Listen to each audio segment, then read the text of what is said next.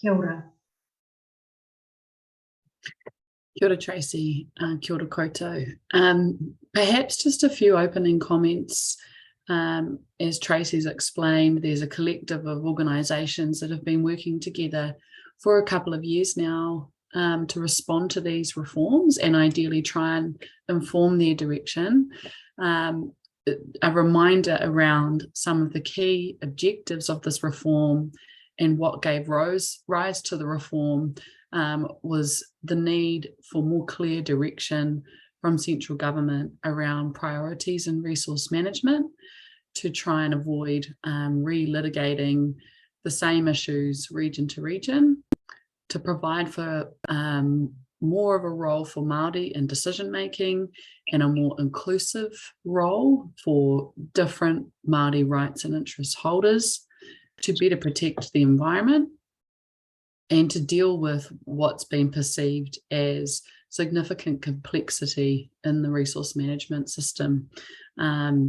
You may have heard the rhetoric that's been rolled out around the need to reform the Resource Management Act, that it's many sections. It's a very long piece of legislation. And so we now have these two bills having been introduced to replace the single Resource Management Act. Something that's interesting to think about just before we get started is actually these two bills combined are longer than the current RMA, and a general characterisation of this new proposed legislation would be that from an expert perspective, they are very complex. And so there's an immediate concern about whether this reform actually has the ability to deliver its intended objectives. Excuse me, I'm still recovering from a bit of a sore throat. We'll jump to the next slide, Nadia. So just to give you a sense of the time frame, this whole process of reform has been really rushed, and that's been discussed by this group in previous presentations and kōrero that we've had. The process to actually submit on these bills in the select committee process is really pushed. There has, as of very recently, been a slight push out of the date that submissions are due to midnight on the 5th of February. But as Tracy said, this is an extraordinarily busy time of the year.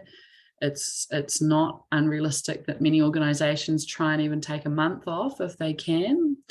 And so many organisations now have the challenge of trying to draft submissions to get across their organisations and have them in by the 5th of February. So we want to bring this to everyone's attention that we need to move quite quickly on this.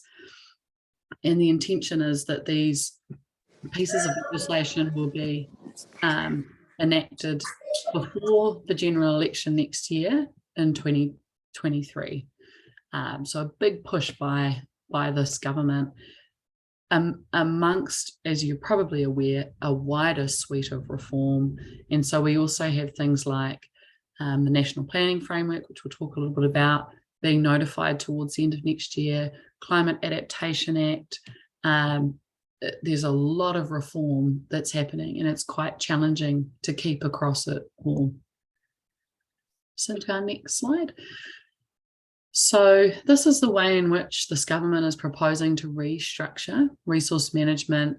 There are these two pieces of legislation, what's being called the Natural and Built Environment Act, alongside a Spatial Planning Act.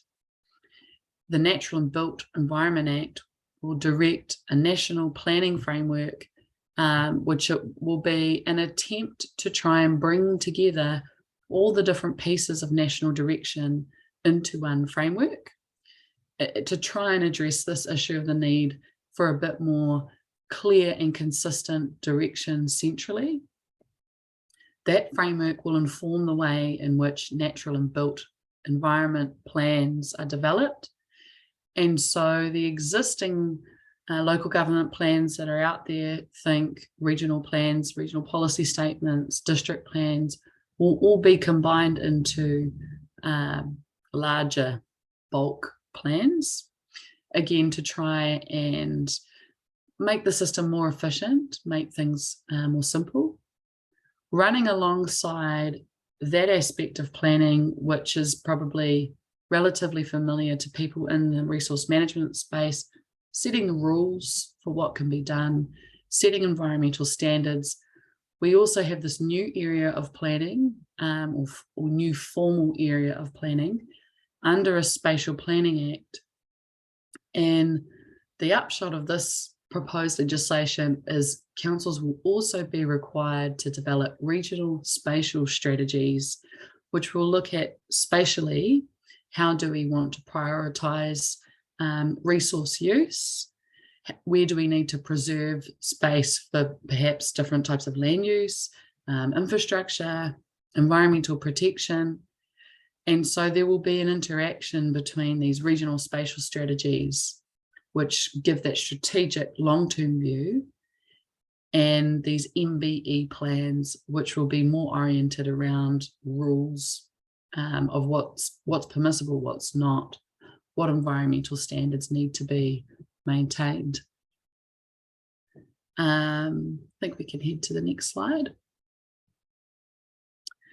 So coming back to one of these key objectives being to provide a greater role for Māori to participate in the system, and greater in terms of more scope for input and influence, but also recognising the work that was done and looking at the need for reform. There are many different Māori players in the resource management system, and landowners know that very well, obviously. So the proposed legislation has a standalone tiriti clause, similar to the RMA currently. And the proposed clause says any decision maker or person working in the system must give effect to the principles of Te Tiriti or Waitangi.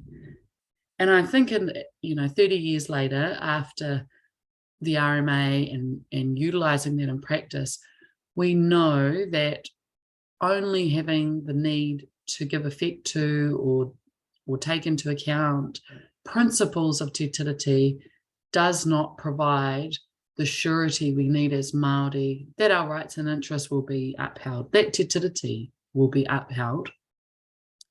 And so very, very simply, we want to see modern resource management legislation simply being required to give effect to Te Tiriti itself, rather than principles which are still very vague and ambiguous and difficult to tie decision makers down to in terms of what they are required to do.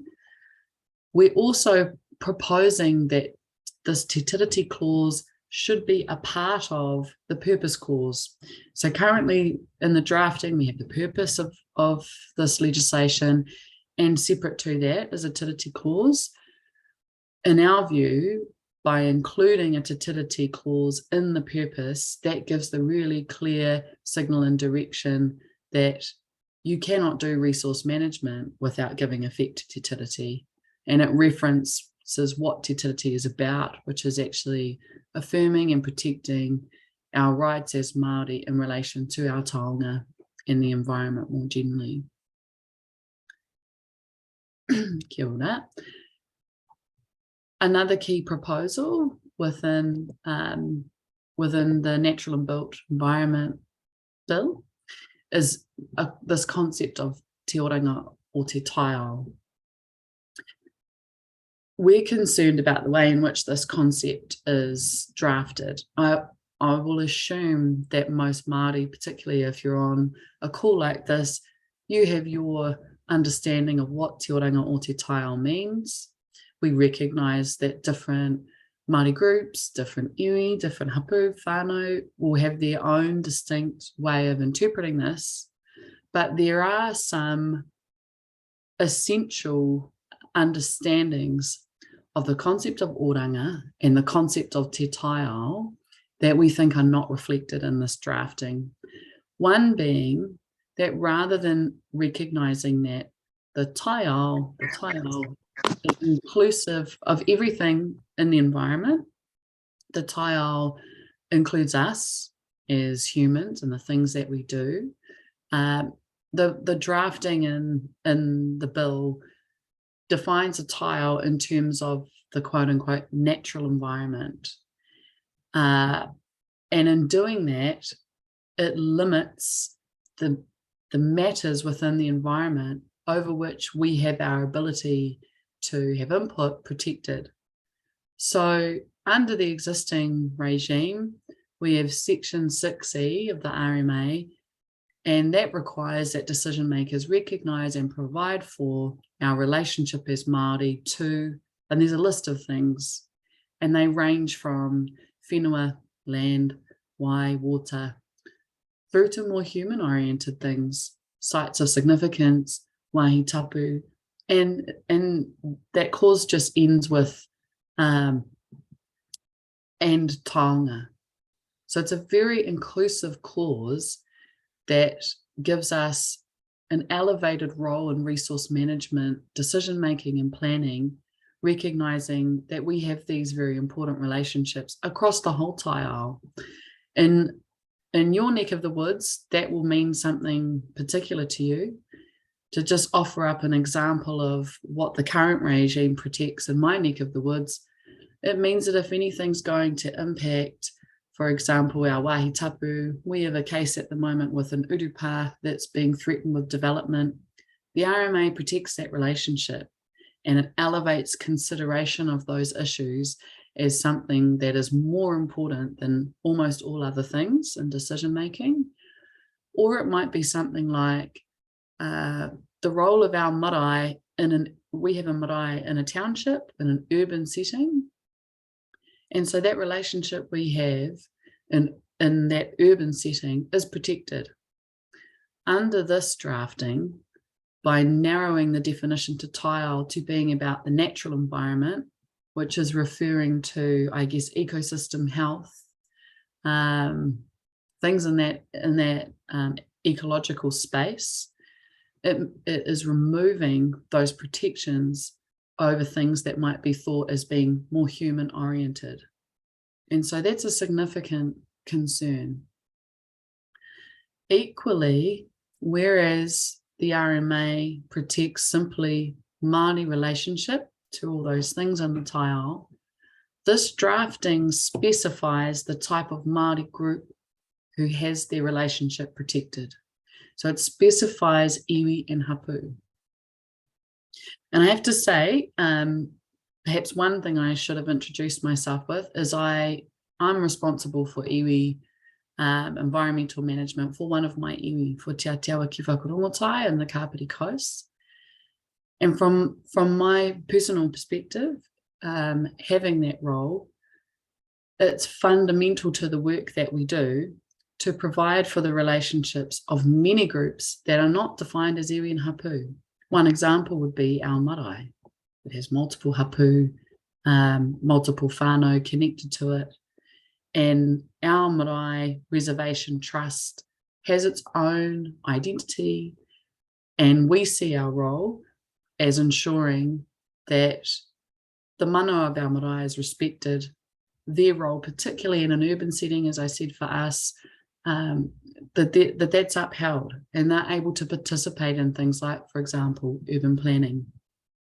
If I reference the wāhi tapu example again, we have land that's been in the kaitiakitanga of particular whānau intergenerationally, and under the RMA, the relationship between those whānau and their wāhi tapu, or between certain landowners and certain sites on our awa, that relationship is protected by the RMA.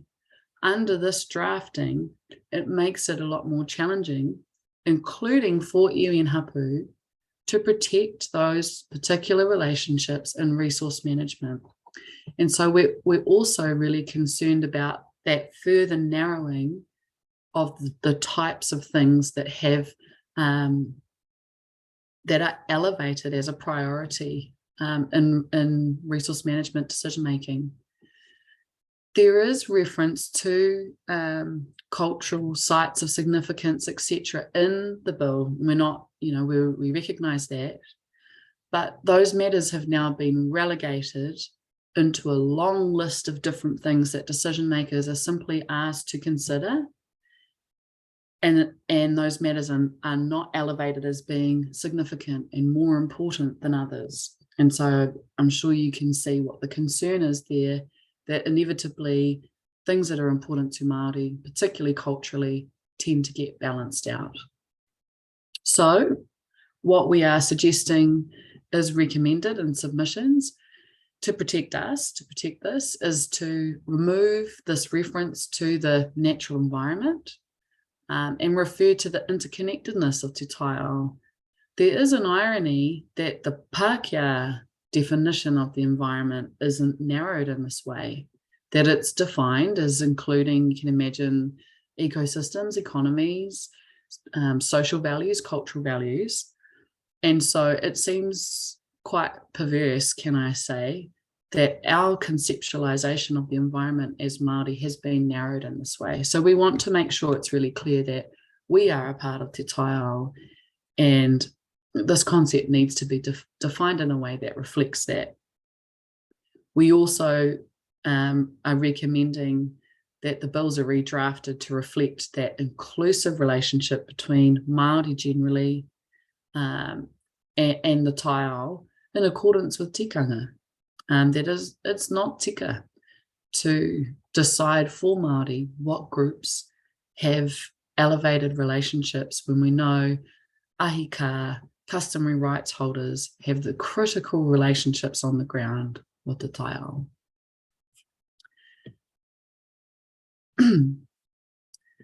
And just, we've obviously got a further point on that.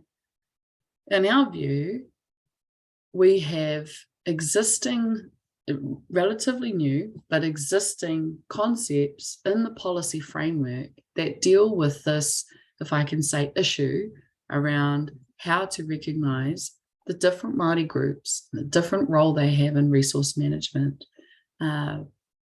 We could see in the earlier work that was done that the government was being told one of the issues with efficiency in the resource management system is issues in knowing who to engage with. Who are the right groups?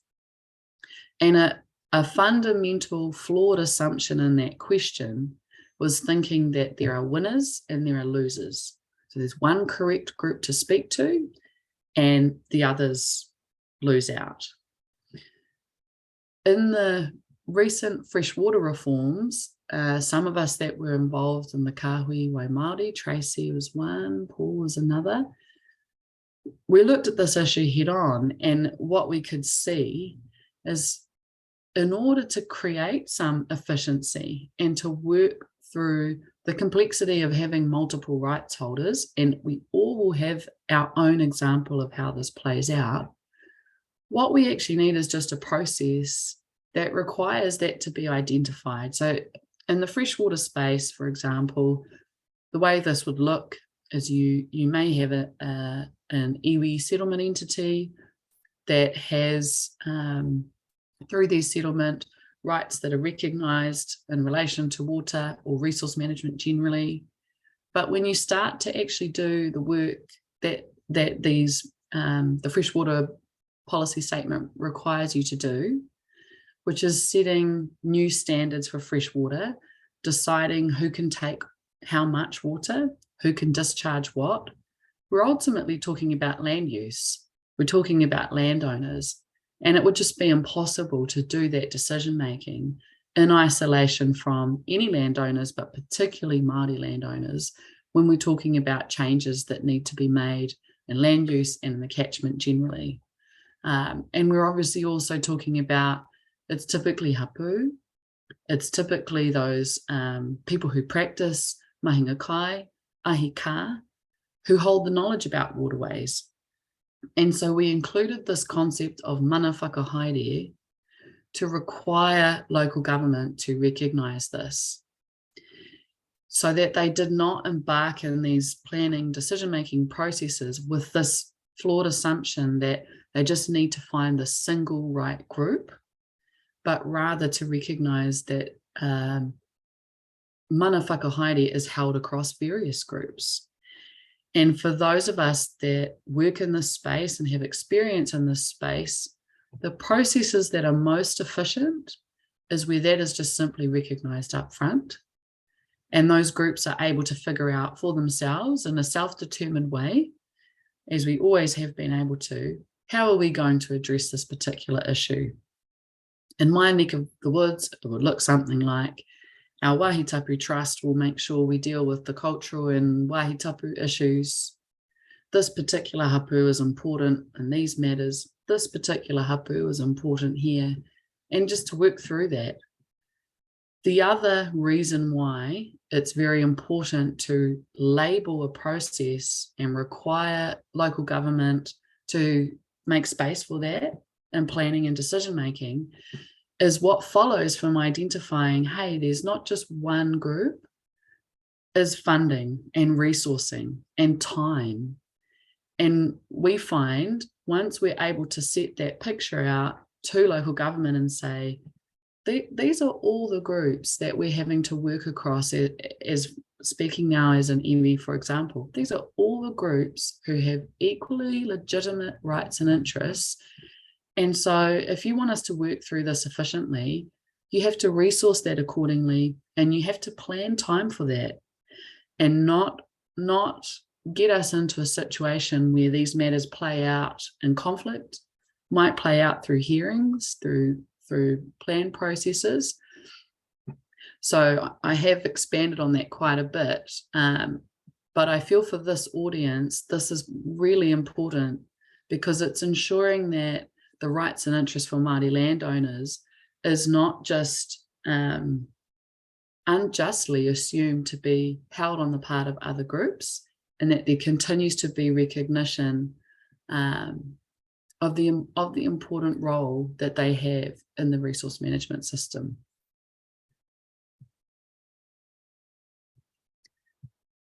So getting on to another issue, environmental targets and limits. So again, just to contrast this to the existing RMA, because I think that's helpful to understand the changes that are being proposed here. One of the really fair criticisms of the Resource Management Act has been, we'll look at the state of the environment. You know, we've got so many different parts of the environment that are in trouble. And this reform has then looked at that to say, what could we do with the reform to ensure that we actually get the protection of the environment that this is all supposed to be about? We've landed on a view that the RMA, and particularly in the purpose, it's pretty good in terms of what it says we should be doing. It says we can do use and development, provided we safeguard the life-supporting capacity of the environment. So we have to ensure that we don't degrade things past a point that we can't enjoy them anymore, or they're not going to be available for our mokopuna. And again, people might be familiar with the way in which we've really clarified that in the freshwater space through Te Mana o Te Wai. It's a very simple framework to say, protect the health of the water first, figure out what the environmental standard needs to be in order for that awa or waterway to be well, then prioritise the use that everyone has an interest in. And so with water, it would be things like drinking water, and then provide for everyone else to do all their other economic consumptive use. So that's what the RMA currently tells us to do. I think it's fair to say that the more we've looked at it, it seems that the issues have actually been with the implementation of that.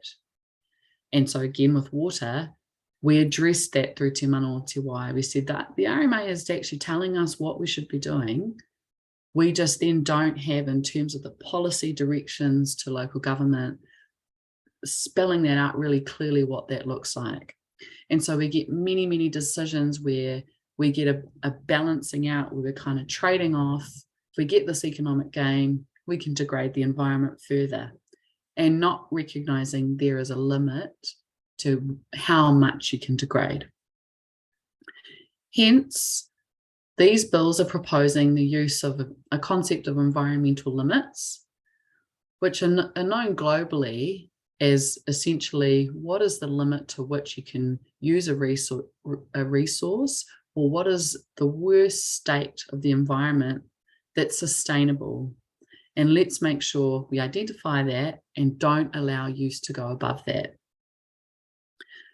The problem with the way in which this has been proposed in these bills is that the bill is drafted to say, we'll set environmental limits, but rather than setting them at the state of what's the environmental standard we need to achieve to ensure this is sustainable, to ensure that it's there for our mokopuna, let's set the limit at just simply the current state.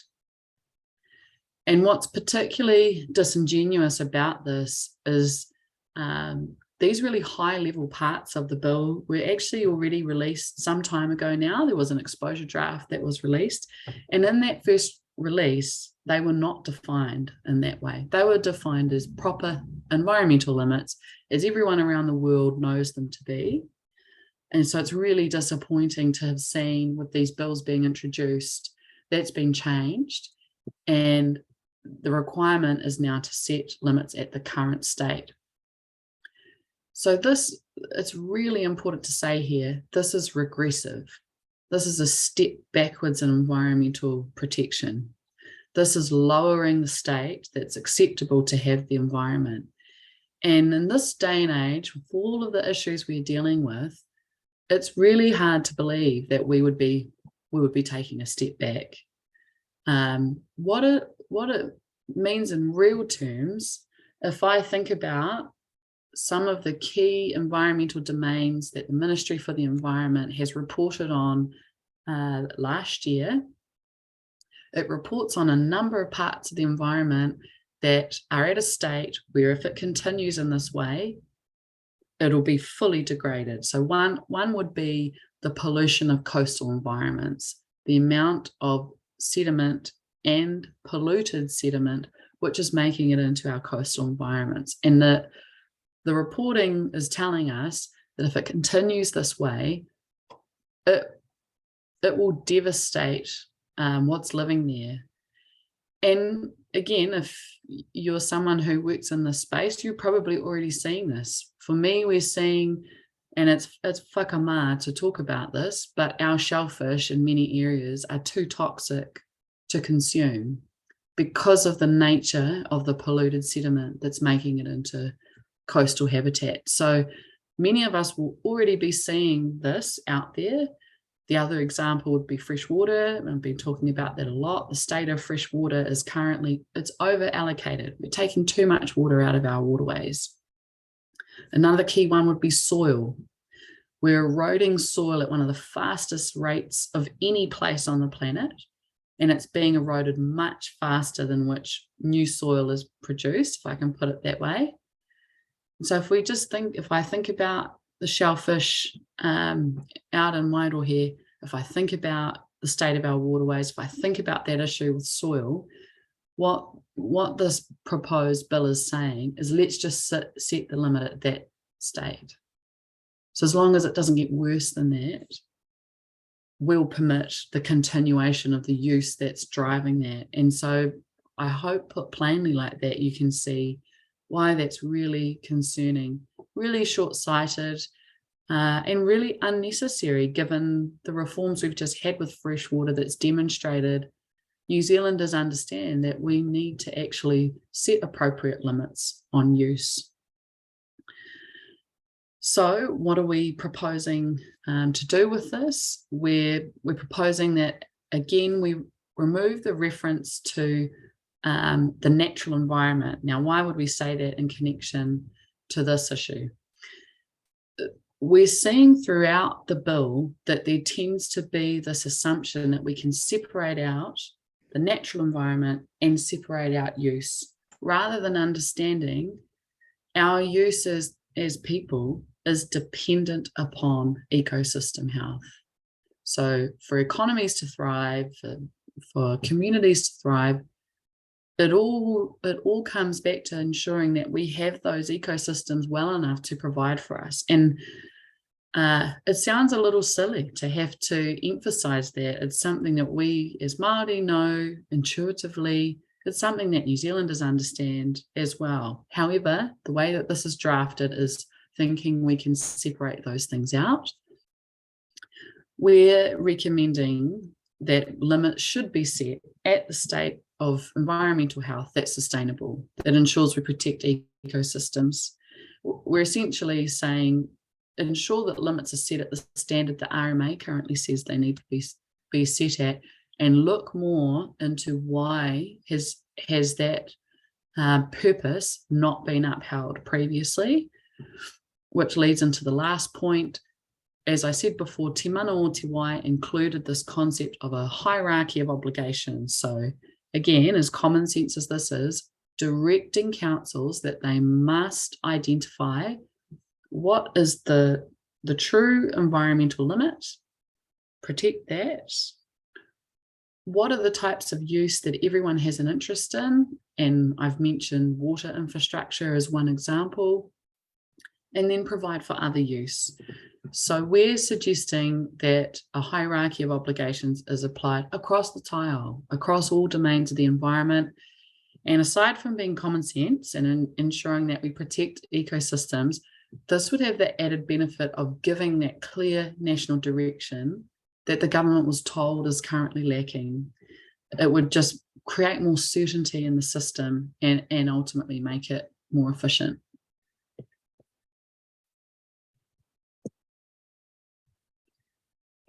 Water rights must be protected. So our group has a particular interest in water rights, obviously.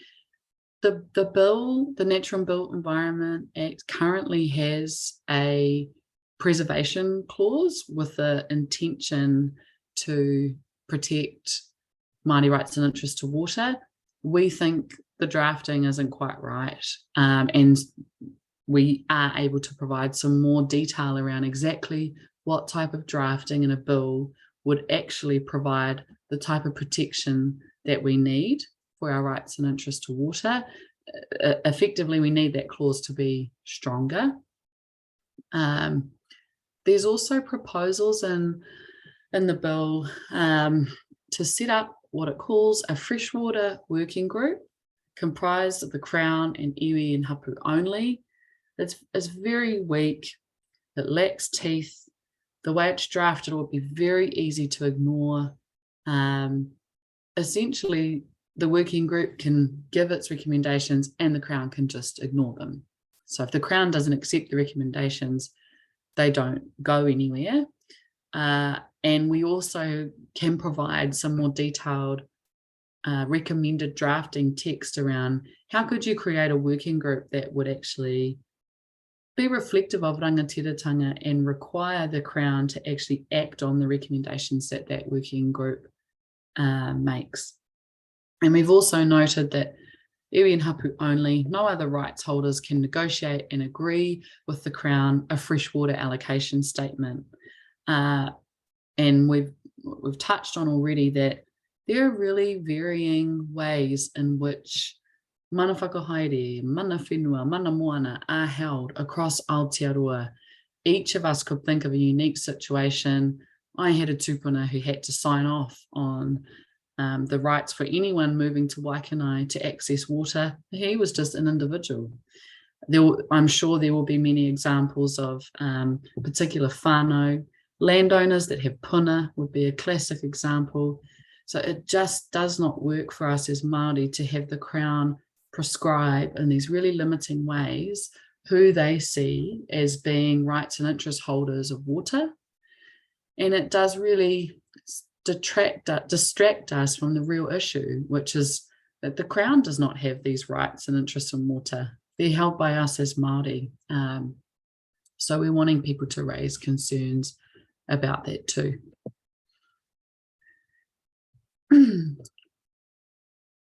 What have we got there? I've mentioned we effectively need a stronger preservation clause, and we're referencing again this term that doesn't originate in the National Policy Statement for Freshwater Management. This is in use in Waikato other areas around Aotearoa, this concept of mana whakahaere, which is inclusive, and it makes sure that, I guess, to not be disrespectful, it covers all bases. It recognises that there are different types of organisations within the Māori political world that hold mana and hold mana in relation to water. And some stronger drafting with regards to these allocation statements. So actually binding the Crown to a decision-making process that they don't have the final say on, that they don't have a veto on.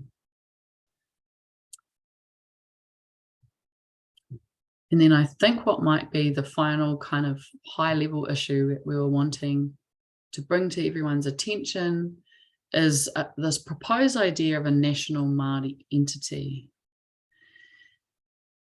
The national Māori entity is being proposed as a mechanism to monitor tiriti compliance. So actually what the government heard in feedback initially was beyond just tiriti compliance. The whole system needs oversight and monitoring. And as I think everyone here probably knows, if the local government doesn't uphold what it should in terms of the RMA, it's actually very difficult, other than going to court, to ensure there's accountability or ensure that you can course correct with local government. The Crown has been very negligent in discharging not just tiriti responsibilities, but a range of responsibilities to local government that it then does not take an active role in ensuring are delivered and are delivered appropriately in accordance with Te Tiriti. So I just want to reference that the original request of government was to come back with something that dealt with that there would be system oversight, and that where councils were not discharging their responsibilities appropriately, you could correct that. What's fallen out of that, though, is just a focus on monitoring tiriti compliance. Obviously, that's a key issue for us, but I think people should be aware that then will likely mean it has a more limited scope than what was originally envisaged. Our perspective on what's drafted is that it really lacks teeth. So the way in which it's proposed, or shall I say, there's very little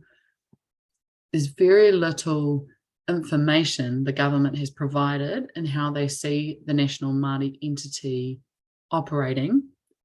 And to be fair to them, that might be because they'll say Māori can determine that.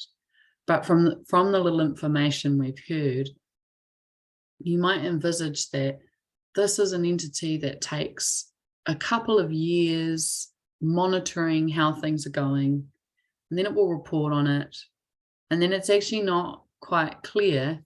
So where is the mechanism that will require, if it's the local government that's being monitored, to respond to what this entity is saying? And there's nothing we can see that provides that teeth or that certainty or that power to the entity.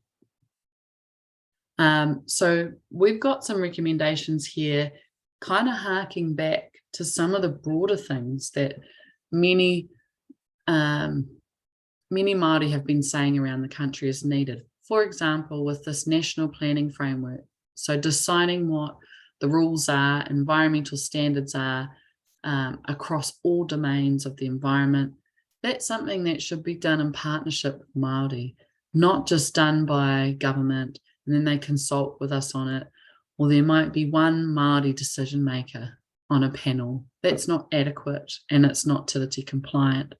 So we're recommending that the scope of what the national Māori entity is responsible for is broadened.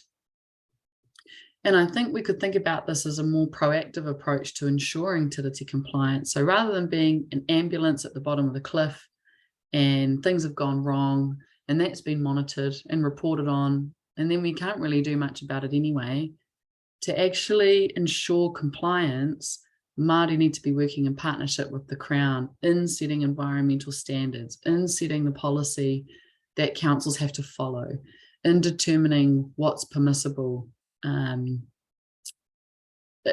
resource management. So that's one recommendation, that Māori are involved.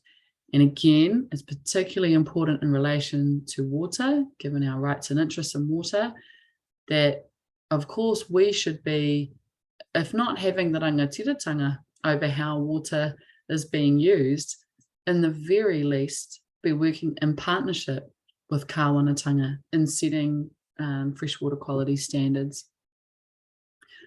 We're also recommending that there are funding streams connected to the National Māori entity. So any of you that have had to go to court and had no money to do so and had to apply to the Ministry for the Environment's Environmental Legal Assistance Fund will know how challenging it is, respectfully to that fund, to get the support you need. Can say in my experience, it's a very long process. There is very limited funding available, and it can take a long time before as an organisation you can even access that funding, and you can be in the situation where you've had to forego expert witnesses, you've had to turn the volume down on a case because you just simply can't find the resource to litigate or just to simply participate in court processes. So if we're just being really real about what Tiriti compliance looks like, it typically means that as Māori, we are engaged and involved in decision-making processes, and that we're involved and party to litigation so that we can influence outcomes, and again, proactively ensure that Te Tiriti is upheld. And to do that, our people need access to funding. So for us, there's an obvious role that the National Māori entity could play in providing access to that funding for those Māori groups that need it. Next slide. So some resources, and Tracy can correct me if I'm wrong, but I think these are all currently available on the FOMA website. So we have some primers on this, some 2 to 3 page papers on each of the topics that are listed here, a little bit more of a breakdown. Perhaps if you're like me, it's actually a lot easier to digest something written than listening. And so you might find that really helpful. They're written in a style to kind of answer key questions about these bills. As I said, starting out, this is an incredibly complex pair of legislation. Some of us that have had the benefit of reading through some of this proposed bill material for some time now are still, to be honest, just finding all the little detail and piecing it together. And so given timeframes, and I'm doing this with my iwi and hapū and whānau that I work with, we're just trying to share information, because I'll be so impressed by anyone who can get their head right across all the detail and come out with a submission that covers all the bases. So just encourage you to engage with that material, and it really might help cut through some of the complexity and the detail. There's also the report of Te Rōpū Tai Temu Pari on the transition of MACA applicants and rights holders to the new regime. And that's just made me realise I haven't really referenced MACA, so let me just do a little, I guess, plug for that now. Another concern that we've raised with this really narrow view of who are rights and interest holders is there are many groups, hapū groups, whānau groups, landowner groups, who have made claims under the Marine and Coastal Areas Act, Takutai Moana Act, to secure and affirm their rights and interests in the coastal area. And for us, that would be the whānau that have land on the coast who have been responsible as kaitiaki for a particular coastline, mai rā mō. In this new regime as proposed, by just assuming that it's only iwi and hapū that are the key players, it sets up a situation for planning where groups that actually not only are the actual ahika there, but who have under the MACA Act who have really significant legal rights actually, can veto resource consents currently. So if we're talking about a spatial strategy being developed and dealing with things like managed retreat from the coast, the positioning of key infrastructure in coastal areas, ports would be a really obvious one. You're going to have a very tough time doing all that planning efficiently or appropriately without recognising those groups. So if that's you as a MACA group, just note that this sets up an inconsistency across the government's legislation where your rights are recognised over here and then not recognised in this very closely connected resource management system. If you want to look at what the ministry is saying, the FOMA website also has the report, Our Future Resource Management System, an overview.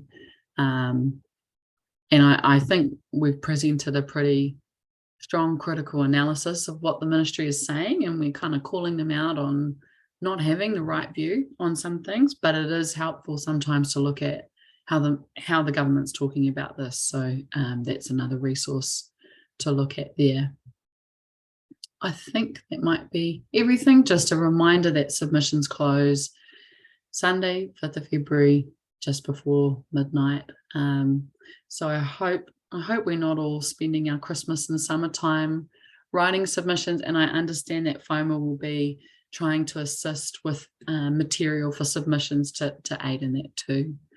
O te rā, tēnei te mihi nui ki a koutou, ngā ahika, ngā kaitiaki o te motu, ko te tūmanako ka oti tēnei tau, kia pai ai, kia haumaru tō koutou whānau, ngā tēnā tātou katoa. Ora. Hei te mare kura Mahina-a-rangi tēnā rā koe, mō tō whakaro rangatira he hapū te kaupapa nei. It's wonderful to spend some time with you, Ihua, and appreciate that this is cutting into your whānau time, and your little man is taking some time out from his mama because we're spending time with you. Thank you very much for your insights, and thank you for your leadership and technical advice and leadership on this particular kaupapa. Ihua, remember, if there are any questions, queries, or otherwise, now's a good time to talk that through. It is a lot of information. It is a big and heavy kaupapa. It has come at the end of a year that's been huge anyway. And so at FOMA, alongside of New Zealand Māori Council and Te Tiriti, we're trying to make this as easy as possible. The primers that Rebecca has made a note of and put a link into the chats, and Dr. Baker has also included in her kōrero, are online. They're really one or two page backgrounds on what's going on, what's going on in these particular areas. I roto te reo rangatira, me te reo Pākehā. So two options there for us to consider. We're also putting together draft submissions that you might consider for your whānau, for your hapū, for your land trusts and corporations, even for your karawa kuia, for your kaumātua. And I know my mum is looking forward to signing her name to one of the submissions. She is deeply concerned about the rights and interests for her mokopuna. So have a look online. There are other aspects of this particular reform process in terms of resource management that we will be advising you over time, over these next few weeks. The 5th of February gives us another week. The submission process was due at the end of January, and we've got another week. Given that, as Annette Sykes mentioned last evening, from sort of towards the end of January, we're either at Rātana or Waitangi, and then of course we have Matatini. We're all very busy. If there is anything that we can help you in helping your own whānau hapū or your iwi, your land trusts or incorporations with regards to the submission process or better understanding this particular kaupapa, please contact Nadia Rolston. Nadia's going to put her email address in the chat now. so that you can contact her directly. I want to acknowledge Paul Morgan, who is a founder and a long-time supporter and statesman. Thank you, Nadia, of FOMA. Paul's been here for the long haul. He also has been involved with Kaha Māori, the freshwater reforms, as well as a staunch supporter of both climate change, resource management, and the full policy reform program that we're going through. We recognise that some of you might want to put in anonymous submissions, in which case please put those in on behalf of your whānau or your whānau trust or incorporation. It was a question that was raised last evening. Another question that was raised last evening was, how do we make sure that we take a collective approach to this?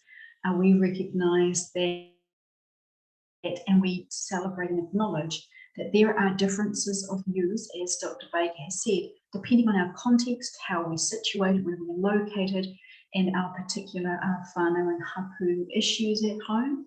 So please feel free to use any of the documents that are on the FOMA website, any of the submissions. Feel free to cut, paste, change, put onto social media, share with your whānau, chat together over Christmas and New Year's.